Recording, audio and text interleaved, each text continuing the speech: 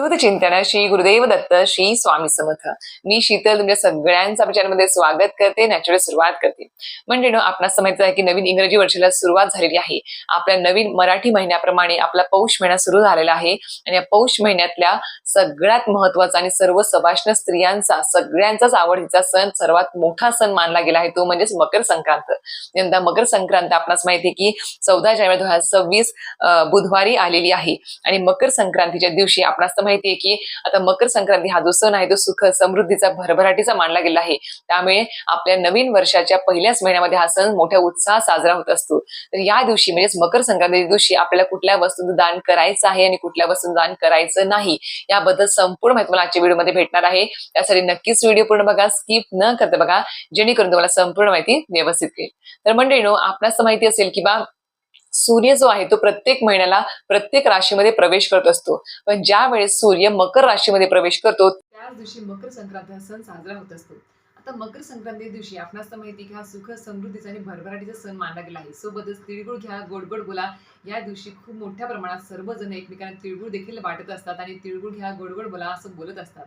तर मंडळींनो, मकर संक्रांतीपासून ते रथ सप्तमी पर्यंत सर्व सवाष्ण स्त्रिया ज्या आहेत ते वाणाचं दान करत असतात. वाण आपणास माहिती आहे की सगळ्या सवाष्ण स्त्रियांचा अत्यंत महत्वपूर्ण हा सण मानला जातो, कारण की सौभाग्य प्राप्तीसाठी, अखंड सौभाग्य प्राप्तीसाठी हे वाण दान केलं जातं. मकर संक्रांत हा सण साजरा होत असतो. सोबतच प्रत्येक स्त्री काही ना काहीतरी या मकर संक्रांतीपासून ते रथ सप्तमी पर्यंत काही ना काहीतरी वस्तू दान नक्कीच करत असते आणि ते नक्कीच करावं, कारण की पौष महिन्यामध्ये स्नान दान करण्याला खूप जास्त महत्व आहे.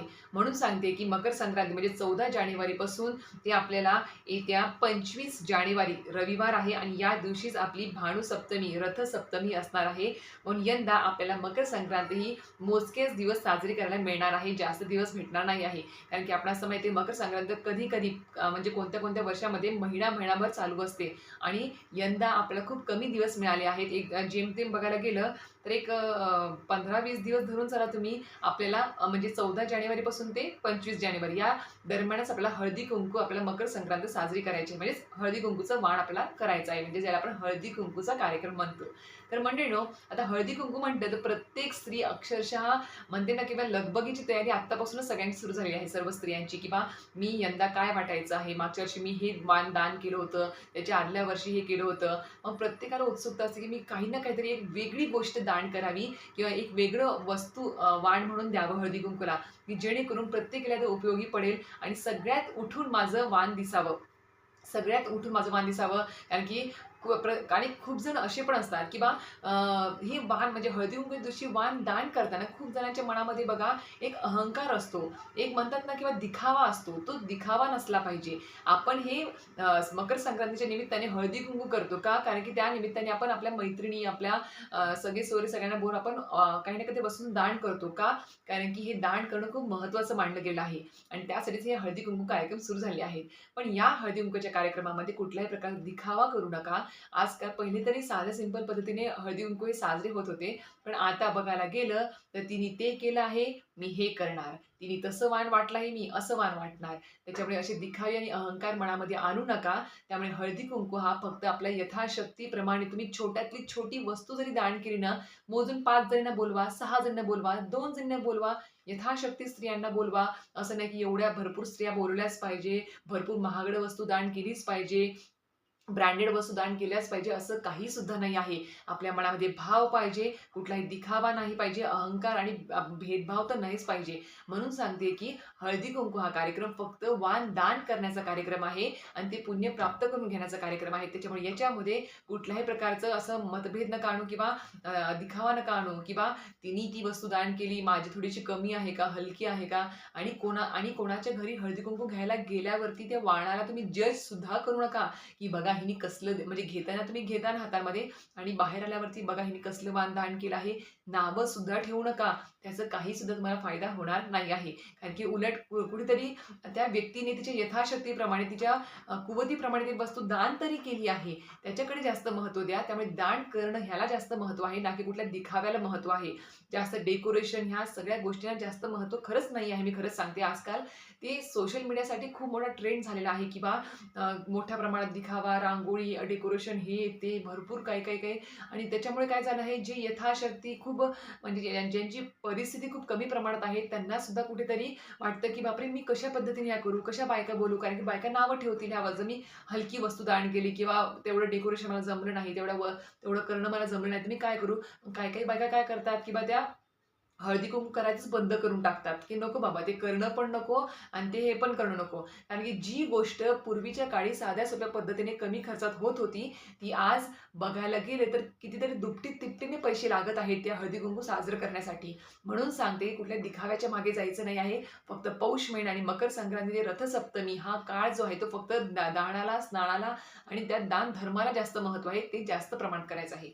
आता आपण जास्त वेळ न घालवता आता बघूयात, की सर्वात प्रथम पहिली गोष्ट कुठली आहे, जी आपल्याला ह्या मकर संक्रांतीच्या काळामध्ये आपल्या हळदी-कुंकवाला वाण म्हणून द्यायची नाही आहे. ती म्हणजेच प्लास्टिकच्या वस्तू. प्लास्टिकचे डबे, प्लास्टिकचे चमचे, प्लास्टिकचे अजून काही वस्तू असतील समजा, त्या तुम्हाला द्यायच्या नाही आहेत. आता मला एक सांगा, प्लास्टिकची वस्तू ही कशी असते? याला काही महत्त्व तरी आहे का, तुम्ही सांगा? कारण की खूप जण काय करतात, की स्वस्तात मस्त मिळत आहे म्हणून भरपूर सारे डब्बे आण किंवा काहीतरी चमचे घेऊन ये किंवा अजून काही वस्तू घेऊन ये प्लास्टिकच्या. तर तसं करायचं नाही आहे. जर तुम्हाला, मी खरंच सांगते, यथाशक्ती काही दान करायचं असेल तर स्वस्तातली स्वस्त एखादी तुम्ही मेहंदीचे कोन द्या, शृंगाराच्या वस्तू द्या दान म्हणून, पण असे प्लास्टिकचे डब्बे दान म्हणून देऊ नका. दुसरी गोष्ट जी आहे म्हणजे काय, ती म्हणजे तुम्हाला कुठल्याही प्रकारचं लोखंडी आणि ॲल्युमिनियमच्या वस्तू दान करायच्या नाही आहेत. त्यामध्ये कुठल्या आल्या, धारदार वस्तू दान करायच्या नाही आहेत आपल्याला वाणामध्ये. मग त्याच्यामध्ये सुरी आली, कात्री आली, अजून इतर कुठल्या काय सुई धागा असेल किंवा इतर काही अजून वस्तू असतील, ज्या नकळतपणे, आपल्याला कळणार नाही पण नकळतपणे तुम्ही अप्रत्यक्षपणे त्या वस्तू दान करू शकतात किंवा कोणी करू सुद्धा, चुकून करू सुद्धा शकतं. म्हणून सांगते, की लोखंडी, ॲल्युमिनियमच्या आणि धारदार वस्तू दान करायच्या नाही आहेत.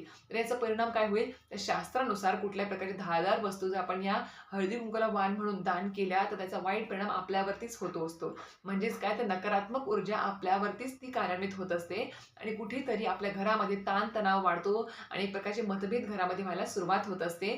म्हणून सांगते, की अशा प्रकारच्या वस्तू दान करायच्या नाही आहेत. तिसरी वस्तू जी आहे ती म्हणजेच काय, आपल्याला कुठल्याही प्रकारचं तेल दान करायचं नाही आहे. भरपूर जण काय करतात, छोट्या-छोट्या पॅराशूटच्या बॉटल्स आणतात बघा त्या वाटण्यासाठी. ते सुद्धा दान करायचं नाही आहे. तेल फक्त आपण देवालाच अर्पण करू शकतो. शनिदेवालाच अर्पण करायचं असतं आणि देवांनाच ते अर्पण करायचं असतं. आपण ते वाणामध्ये दान करायचं नाही आहे. पॅराशूटच्या बॉटल असेल किंवा तेल असेल, ते दान करायचं आपल्याला नाही आहे. तेल दान केल्याने सुद्धा नकारात्मक आपल्या ऊर्जा आपल्यावरती कार्यान्वित होत असते. ते सुद्धा खूप मोठा दोष लागतो आपल्या आयुष्यामध्ये आणि आरोग्याशी संबंधित गोष्टी आपल्या आयुष्यामध्ये निर्माण होत असतात, समस्या निर्माण होतात. म्हणून तेल सुद्धा दान करायचं नाही आहे.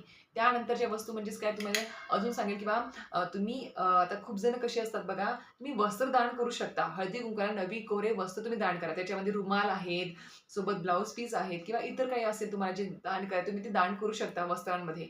पण वापरलेले, फाटलेले कुठले, म्हणजे फाटलेले मी का म्हणते, की कारण की ह्या मकर संक्रांती ते रथसप्तमीपर्यंत आपण गरजू लोकांना सुद्धा काही दान करू शकतो बरं का.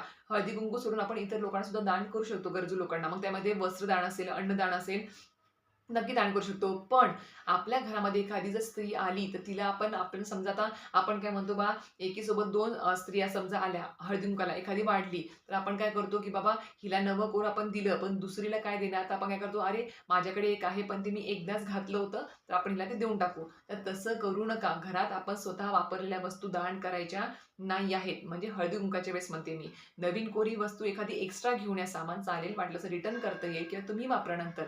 पण ती वापरलेल्या वस्तू दान करायच्या नाही आहेत. फाटलेले, तुटलेले चपला, फाटलेले कपडे, हे सुद्धा गरजू व्यक्तींना तुम्हाला दान करायच्या नाही आहे त्या मकर संक्रांतीच्या काळामध्ये.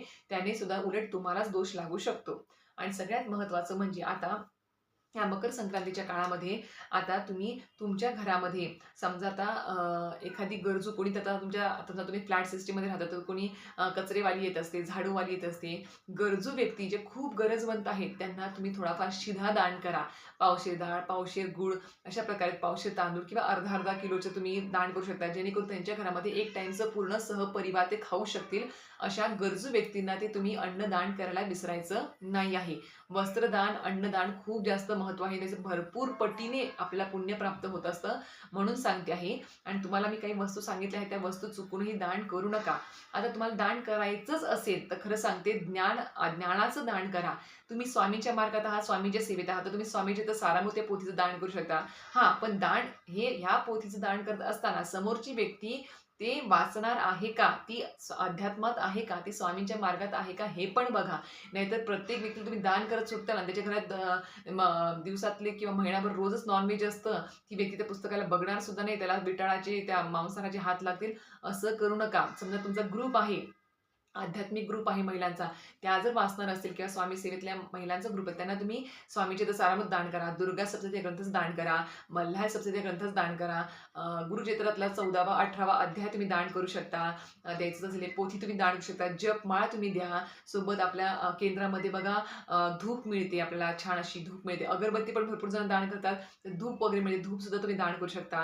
त्यामुळे आपल्या याने काय होईल, ज्ञानाचा प्रसार होईल. किंवा तुम्ही आता बघा नवीन वर्षाचे कॅलेंडर आपल्या केंद्रामध्ये दिंडोरी स्वामी समर्थ केंद्राच्या स्टॉलवरती नवीन वर्षाचे कॅलेंडर आलेले आहेत. आता भरपूर जणांनी घेतले असतील म्हणा ऑलरेडी, पण तरी सुद्धा आपलं हे जे कॅलेंडर आहे ना दिंडोरी स्वामी समर्थ केंद्राचं, ते खूप जास्त प्रभावी आहे बरं का, आणि खूप जास्त उपयोगी सुद्धा आहे. याच्यामध्ये योग्य तिथी सांगितलेली असते, कुठल्या दिवशी कुठला सण साजरा करायचा, कुठली तिथी केव्हा सुरू होते, कधी संपते, योग्य तिथी याच्यामध्ये सांगितलेल्या आहेत. कारण की कधी-कधी कालनिर्णयमध्ये एका दिवशी सण साजरा करा म्हणतात आणि दुसऱ्या एखाद्या कॅलेंडरमध्ये दुसऱ्या दिवशी साजरा करा म्हणतात. पण हे दिंडोरी स्वामी समर्थांचं जे काही कॅलेंडर आहे त्याच्यामध्ये योग्य तिथी, योग्य वार, योग्य सत्यनारायण पूजन सर्व काही सांगितलेलं असतं. अजून काही प्रभावी उपाय, तोडगे सुद्धा या कॅलेंडरच्या मागे दिलेले असतात. म्हणून सांगते की तुम्ही कॅलेंडर सुद्धा दान करू शकता. तर कॅलेंडरची किंमत ₹42 आहे. मोजक्या महिला असेल तुमच्या 10-12 किंवा 5-6 महिला, तुम्ही त्या प्रत्येकीला कॅलेंडर दान करू शकता. जपमाळ आहे. भरपूर साऱ्या गोष्टी आहेत ज्या आध्यात्मिकदृष्ट्या तुम्ही दान करू शकतात. त्यामुळे नक्कीच मी सांगेन की या वस्तूंचं दान करा. नव्या कोऱ्या करकरीत वस्तूंचं दान करा. प्लास्टिकचे डब्बे, सुऱ्या वगैरे लोखंडी, ॲल्युमिनियमच्या वस्तू दान करायच्या नाही आहेत. सोबत काचेच्या वस्तू सुद्धा दान करू नका आणि तेल सुद्धा दान करायचं नाही. मीठ सुद्धा, मिठाचे पुडे सुद्धा दान करू नका. मीठ सुद्धा आपल्याला कोणाला द्यायचं नाही आहे. पांढऱ्या वस्तू सुद्धा कोणाला दान करायच्या नाही आहेत. म्हणजेच आपला तांदूळ असेल किंवा मीठ असेल हे सुद्धा दान करायचं नाही आहे. त्याचे दोष फक्त तुम्हालाच लागणार आहेत. म्हणून सांगते की या वस्तू दान करू नका. तुम्हाला वस्तू मी काय दान करते सांगितलं आहे. सर्वात प्रभावी ज्ञान दान करा, ज्ञानाचा प्रसार करा, स्वामी मार्गाचा प्रसार करा. विविध प्रकारच्या पोथी तुम्ही दान देऊन फक्त समोरची व्यक्ती योग्य आहे का ते बघून तुम्ही दान करा. सोबतच तुम्ही इतर साज शृंगाराच्या वस्तू देखील दान करू शकता. तुम्ही मेहंदीचे कोण आहेत, सोबत तुम्ही टिकल्या आहेत किंवा इतर जे काही महिला यूज करतात गोष्टी साज शृंगार, त्या तुम्ही दान करू शकता. ते सुद्धा चालेल. ते अलंकार जरी दान केले तरी सुद्धा चालणार आहेत.